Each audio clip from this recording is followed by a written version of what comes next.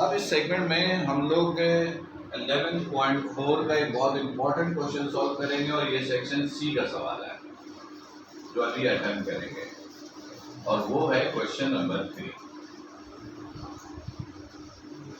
और वो है क्वेश्चन नंबर 3।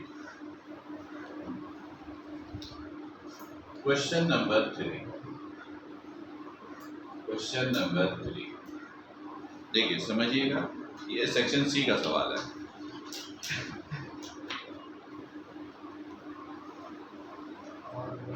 इफ ए बराबर है बी बराबर है सी के,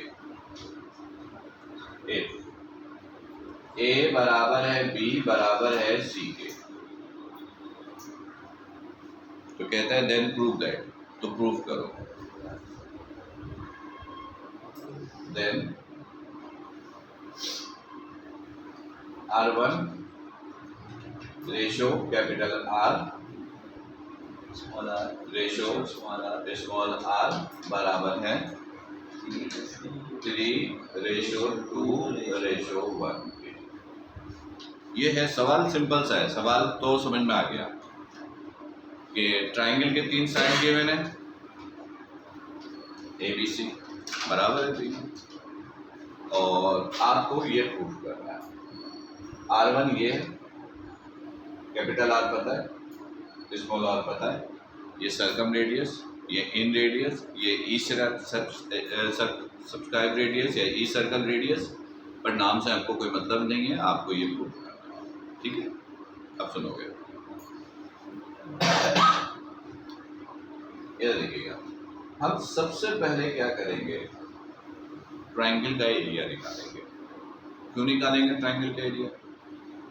R1 निकालना हो, R निकालना हो, R निकालना हो, एरिया तो सब में चाहिए। ठीक है, नजर आ रहा है, एरिया सब में चाहिए। एरिया के बगैर तो ना R निकलेगा, ना R1, ना स्मॉल r। सही। और ट्राइंगल का एरिया निकालने के लिए क्या चाहिए? S चाहिए। तो देखिएगा, पहले हम लोग निकालेंगे S। हम निकाल लें A बराबर है B बराबर है C और इसको ले लिया हमने X के बराबर, तीनों बराबर है तो हमने किसके बराबर ले लिया? X के। तो S किसके बराबर हो जाएगा? A plus B plus C over 2, तो S बराबर हो जाएगा A x plus x divided by 2, तो ये हो जाएगा 3x ओवर 2। सही है। अब एरिया निकाल लेते हैं ना।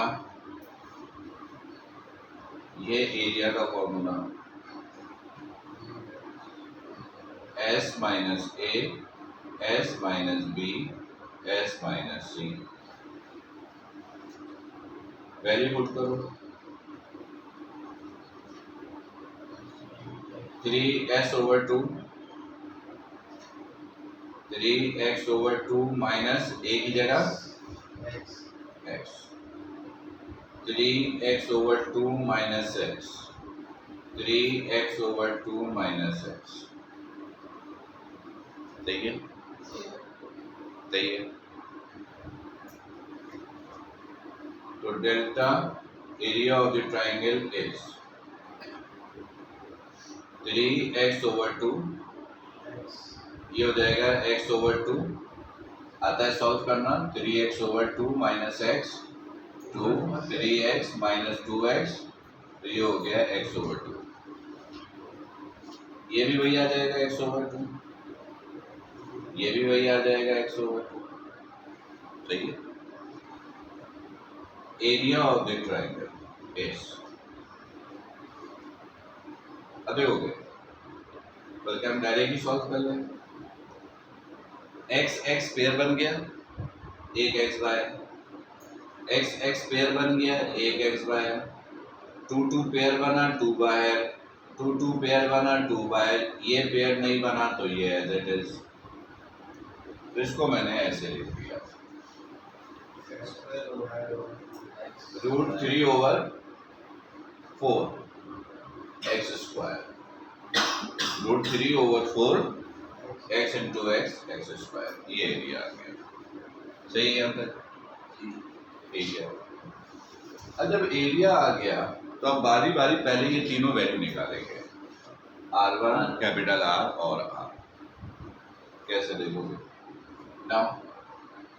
पहले R1 निकाल लें, डेल्टा ओवर S माइनस है, डेल्टा कितना है?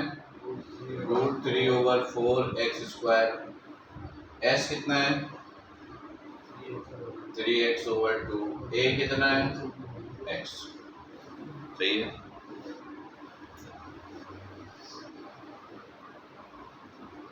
√3/4 एक्स स्क्वायर, ये माइनस किया तो ये हो गया x/2। सही है। और ये x/2 को आप ऐसे लिख सकते हो 1/2x। एग्री?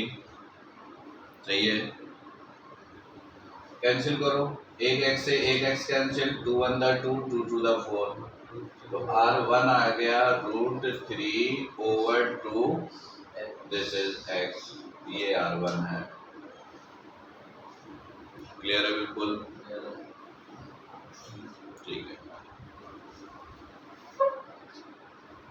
ये ध्यान पे रखो कि तुम लोग अभी उठे हो और हम फजर के वक्त उठे हैं और फजर के बाद से मुसलसल काम चल रहा है और ये काम चलेगा शाम में 6 बजे तक।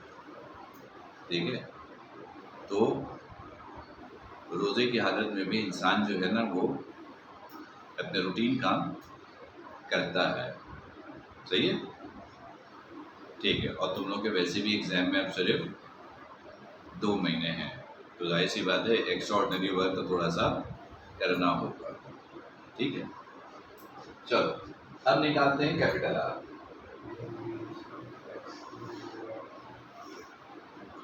कैपिटल R का फॉर्मूला ABC/4 डेल्टा। सही है। यही है x x x over 4, delta कितना है? √3/4 एक्स स्क्वायर। ऐसा ही है। ये देखो 4 से 4 कैंसिल और ये एक्स स्क्वायर है, स्क्वायर से ये 2x कैंसिल, ये बचा x/√3। सही है। सही है। बल्कि ये मुझे ऐसे काट देना चाहिए था ताकि आपको कंफ्यूजन नहीं हो। सही है। ये बच गया। अच्छा, अब फ्रैक्शन में जब कोई रूट हो ना तो वो रूट हटा दिया करो। कैसे? कॉन्जुगेट करेंगे। √3 से मैंने डिवाइड मल्टीप्लाई किया। मैथमेटिक्स का एक सिंपल रूल होता है कि फ्रैक्शन में नीचे रूट में वैल्यू कभी नहीं छोड़ते, कभी रूट में आ जाए तो उसको हटा दो। अच्छा, अगर फर्स्ट करो आपको कॉन्जुगेट करना नहीं आ रहा तो कैलकुलेटर भी है आपके पास, आप कैलकुलेटर में लिखो 1/√3 इक्वल दबा लो, वो खुद सॉल्व करके दे देगा आपको, √3/3 दे देगा। सही है। तो अगर कॉन्जुगेट नहीं तो आप कैलकुलेटर की हेल्प ले लो, पर नीचे से रूट हटा दो। तो ये आ गया √3/, ये पेयर बन गया बाहर, ये x, तो ये r की वैल्यू भी आ गई √3/3x कैपिटल R। अब क्या चाहिए? Small r। हेडिंग डाल दिया for small r। Small r का फॉर्मूला क्या है? Delta over s। तो डेल्टा कितना है? √3/4 एक्स स्क्वायर और s कितना है? 3x/2। 3x/2। सही है। 2 से ये 2 कैंसिल और एक x से एक x कैंसिल, क्या रह गया? r इज इक्वल टू √3/2 ये बचा, √3/2x ये बचा और नीचे क्या बचा? सिर्फ 3। तो इसको आप ऐसे लिख सकते हो, ये डिवीजन में है, ये डिवीजन में, डिवीजन को ऐसे लिखा और फिर मल्टीप्लाई कर दिया तो ये हो गया √3/6x। और आप चाहते तो ये काम भी कर सकते थे, डायरेक्ट कैलकुलेटर पे लिखते ही √3/2 डिवाइडेड बाई 3 इक्वल दबाते वो खुद ये सॉल्व करके देगा √3/6। सही है? ये देखो, ये √3/2x, √3/2x, ये बचा नीचे 3, ये 3। अब मैंने इसको सॉल्व किया, इसको पहले एज इट इज कॉपी किया, ये डिवीजन में है ना, डिवीजन मैंने आगे करके लिखा और फिर मल्टीप्लाई कर दिया। अब ये आर भी आ गया, तीनों वैल्यू निकाल लिया आपने। अब हम प्रूफ करना शुरू कर रहे हैं। नाउ हमें प्रूफ ये करना है, ये प्रूफ करना है, तो ये साइड ले लें, R1 capital R ratio small r, ये साइड हमने ले लिया, ये साइड ले लिया R1 ratio capital R ratio R। जो तीन वैल्यू आपने निकाली है वो सबमिट कर दीजिए। ये देखिएगा, R1 की जगह क्या पुट करेंगे, √3/2x ratio capital R √3/3x ratio R की जगह √3/6x। ऐसे अब देखो, फर्स्ट करो कि ये वैल्यू होती है 2x बराबर है 2y, तो आप लोग 2 और 2 क्या कर देते हो, कैंसिल कर देते हो। देखिए इसमें तो एक इक्वल है, 2 इक्वल है, अगर डबल इक्वल है तो डबल इक्वल में याद रखो वो वैल्यू आपस में कैंसिल हो जाती है जो तीनों में कॉमन, जो तीनों में कॉमन, ये 2 एक दूसरे से कैंसिल। और यही रूल रेशो का है, यही रूल रेशो का है, यानी ये ऐसे होता, हम तो इस 2 को एक दूसरे से कैंसिल, सही है, बस समझ में आ गई। तो सबसे पहले जो कॉमन है वो कैंसिल करो, √3 और x जी। तो अब ये देखिएगा, √3 और x क्या हो गया कैंसिल, x कैंसिल, √3 कैंसिल, क्या बच गया 1/2 रेशो 1/3 रेशो 1/6। सॉरी फिर से बोलो, बीच वाला √3 कट गया, √3 आपस में कैंसिल, x भी कैंसिल, सही है। अब व्हाट सुनोगे, जिस तरह एक वैल्यू आपने जो तीनों में कॉमन था कैंसिल कर दिया है ना, जैसे फॉर एग्जाम्पल इधर देखोगे 2x बराबर है 2y बराबर है 2z, तो आपने ये कैंसिल कर दिया। इसी तरह आप चाहो इक्वेशन को किसी वैल्यू से मल्टीप्लाई करना तो किसी वैल्यू से मल्टीप्लाई भी कर सकते हो। फर्स्ट करो आपको 6 से मल्टीप्लाई करना है तो आप सबको 6 से मल्टीप्लाई करना है, लेकिन सबको करना पड़ेगा। तो अब जैसे रूल के हिसाब से ये कैंसिल, तो आप चाहो तो ये भी कैंसिल, वही आ जाएगा। तो अब मैं क्या कर रहा हूं, मैंने देखा कि मुझे या तो फ्रैक्शन में कुछ चाहिए ही नहीं, फ्रैक्शन में कुछ चाहिए, तो यहाँ देखो सबसे बड़ी वैल्यू कौन सी है 6, तो 6 से मल्टीप्लाई कर दो, 6 से सबको क्या कर दो, ठीक है, 6 से सबको मल्टीप्लाई कर दिया। तो अब इसको ऐसे लिखेंगे 1/2 multiply by 6, 1/3 multiply by 6, 1/6 multiply by 6। तो R1 ratio capital R ratio small r, cancel हुआ क्या आया 3, ये कैंसिल आया क्या हुआ, और ये कैंसिल हुआ क्या आया, ये हो गया।